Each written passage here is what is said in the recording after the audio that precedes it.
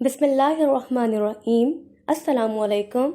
I am Arisha Ali and my roll number is EVP 2101027. The topic of my presentation is acid hydrolysis of polysaccharides. So, I am going to present my section, which is the introduction of acid hydrolysis of polysaccharides. First of all, I am going to define what are polysaccharides and how they are composed.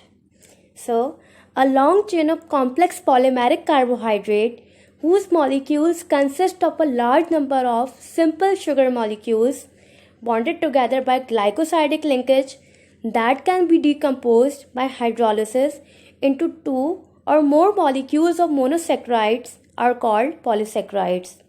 A polysaccharide is also called as glycan. The common examples of polysaccharides are cellulose, chitin, starch, galactogen, and glycogen. Now, what is the difference between homopolysaccharides and heteropolysaccharides? So, the main difference between homopolysaccharides and heteropolysaccharides is that homopolysaccharides are simple and composed of the same repeating units, whereas heteropolysaccharides are complex and composed of different repeating units. Now, what is acid hydrolysis?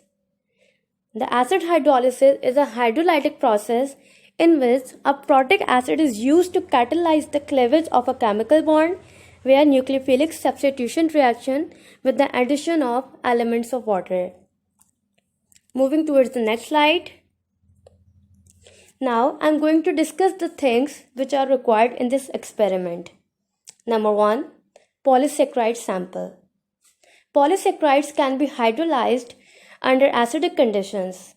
Acid hydrolysis of polysaccharide produces monosaccharides by breaking the glycosidic linkages, ether bonds, between monomer units in the structure of the molecule.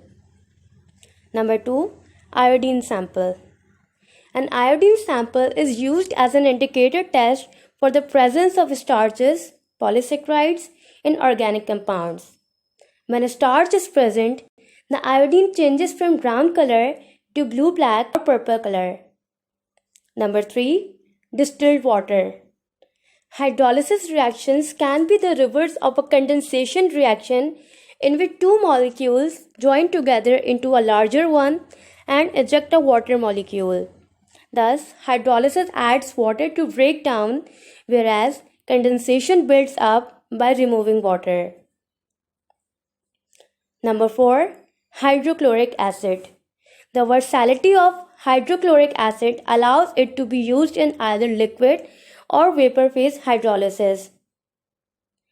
The acid hydrolysis reaction with 6 moles of hydrochloric acid results in the addition of water to each covalent peptide bond, yielding the desired individual amino acids.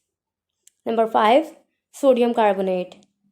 Sodium carbonate is needed to confirm hydrolysis during Benedict test for bubble formation.